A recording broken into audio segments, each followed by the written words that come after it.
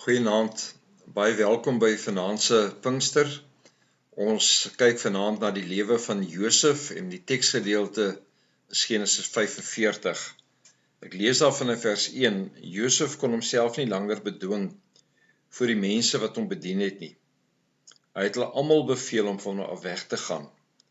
En daar was van die wat hom gedien het, nie een by hom toe hy aan sy broers bekend gemaak het nie.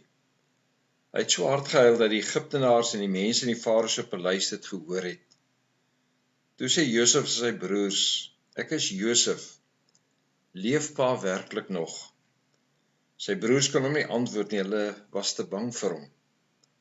Maar hy het vir hulle gesê, kom na my toe. En toe hulle nader kom sê hy, ek is julle broer Josef, julle het my verkoop en ek is Egipte toe gebring.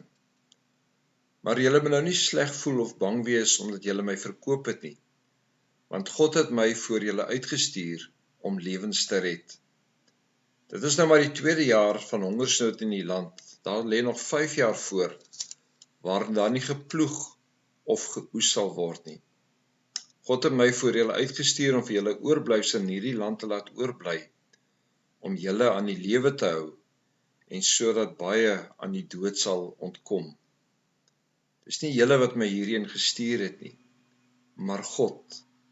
Hy het my aangestel as die Farao se raadgewer en as bevelhebber oor sy huis en as regeerder oor die hele Egipte.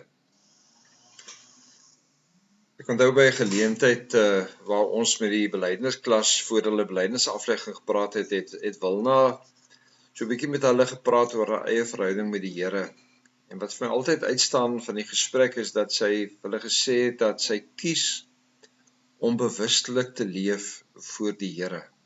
Dit beteken dat ons baie keer stadiger leef, maar dat ons doelbewus God se hand in ons lewe probeer raak sien en ook probeer terugkyk en te sê maar waar sien ek God se hand raak?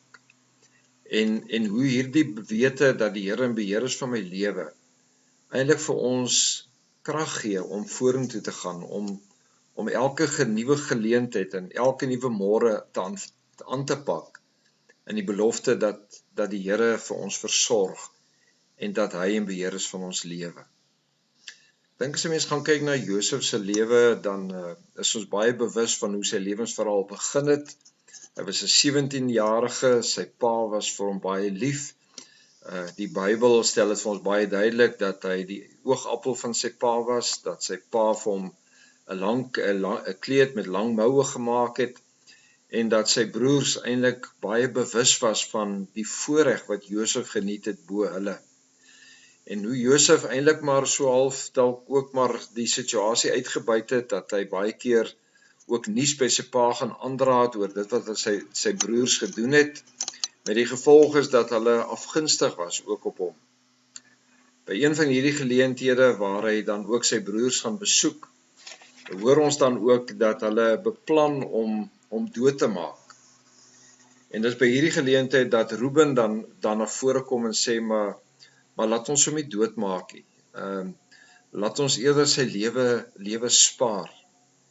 En die gedagte was dan dat Reuben dan ook sou terugkom en dan ook sy broer uit hierdie put sou red. Daar het Islamitiese handelaars verbygekom.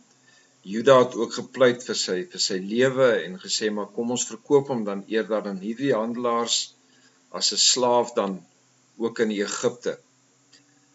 En wat 'n mens tref in hierdie gedeelte is dat in spite van die kwaad, in spite van die haat wat sy broers teenoor hom gehad het, hoe dat die Here ook ingegryp het en in hierdie situasie bestuur het, deurdat as hy terugkyk, hy kan sê, maar die Here het vir hom versorg in 'n put wat sonder water was. En in plaas daarvan dat hy doodgemaak was, is dit dat hy dan Egipte toe gestuur was, min wetende dat die Here eintlik besig was om die drome wat hy gedroom het en wat hy aan sy broers bekend gemaak het, om dit te bewaarheid. Baie keer as 'n mens in jou situasie is en kyk na jou lewe, dan raak ons baie keer angstig en dan wonder ons maar waar is God en wat doen God en waarmee is God besig in ons lewe? En hierdie verhaal vertel vir ons hoe God besig is om ook sy droom vir Israel dan ook waar te maak, deurdat hy ook vir Josef as bevelhebber aanstel om juis daar te wees as Israel 'n tyd van hongersnood beleef. Ons sien dit deur die hele verhaal van Josef. Ons sien dat wanneer hy in Egipte kom, in Potifar se huis kom, en Potifar se vrou by hom aanlê en wil hê dat hy by haar moet kom slaap, dat hy elke keer herinner dit te sê, maar dit is verkeerd in die oë van die Here. En telkens dan staan daar verse, onder andere in Genesis 39 vers 2, waar daar staan, en die Here was by Josef. Ten spyte van dat hy in 'n vreemde land is, ten spyte van dat hy in Potifar se huis is, word dit soos 'n refrein die hele tyd vertel van God het hom voorspoedig gemaak en God was by hom.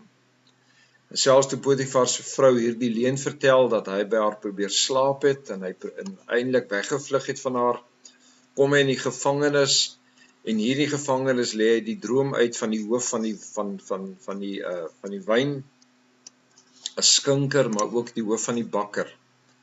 En wanneer hulle drome uitlê en die drome dan bewaarheid word, sien ons hoe dat die Here die inhoud aan Josef bekend gemaak het en dat hy vir die hoof van die skinker sê, "Bedink aan my as jy by Potifar kom. Vertel van dit wat ek in die tronk gedoen het." En dan staan daar dat hy vergeet het en vir 2 jaar het hy in die tronk gebly sonder daar enigiets verder gebeur het. En dan word ons herinner om te sê, en die Here was by hom. Die Here het hom in beheer van die gevangenisse geplaas. En die Here het elke keer vir Josef opgerig en vir hom gehelp. En dan wanneer Farao hierdie droom ervaar, 2 jaar later, dan is dit die hoof van die skinker wat vir hom sê, maar vra vir hierdie Israeliet dat hy vir jou hierdie drome uitlê, want dit is wat hy vir ons gedoen het. En wanneer hy dan nou ook vir Potifar die inhoud van sy droom gee, lees ons hoe dat hy aangestel word in sy tempel, hoe dat die Here vir Potifar gunstig maak teenoor Josef, en hoe hy dan ook vir Josef dan ook 'n vrou gee, Asenat, en hulle 2 kinders het.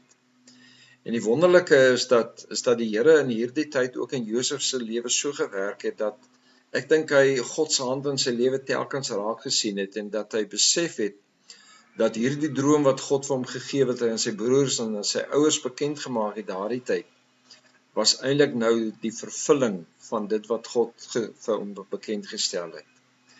En die 2 kinders se name getuig iets daarvan. Die eerste seun Manasse beteken, God het my alles laat vergeet, die swaar kry wat my familie my aangedoen het. Efraim sê hy, God het my vrugbaar gemaak in die land waar ek verneder was. So hy kyk sonder verbittering terug na sy lewe en dan sê hy, maar God was in beheer. God was besig met sy raadsplan, ook vir sy lewe. En wanneer sy broers dan by hom kom, dan ken ons hierdie baie bekende verhaal, hoe hy hulle uitvra, hoe hy hulle terugstuur om die ander broer Benjamin na hulle toe terug te bring, hoe hy telkens hulle geld vir hulle teruggee, en wanneer Benjamin dan nou ook terug gaan saam met hulle, dan word die beker van Josef ook in hulle besit gevind, en is hier waar hy dan hierdie belydenis kom maak om te sê, ek is julle broer. En as hulle bang is vir hom, dan sê hy, maar God het my vooruitgestuur om lewens te red. Dis die Here wat vir my in hierdie posisie gebring het. Moenie vir my bang wees nie. Mag jy terugkyk op jou lewenspad, mag jy bewus raak daarvan dat die Here in beheer is van jou lewe. Sies tog, en selfs toe jy deur moeilike tye in jou lewe gegaan het, was die Here reeds daar, of steeds daar, en hy was besig om sy plan ook vir jou lewe tot uitvoer te bring. Kom ons bid saam. Here, seën ons in hierdie dag, en dankie dat U in beheer is van ons lewe. Amen.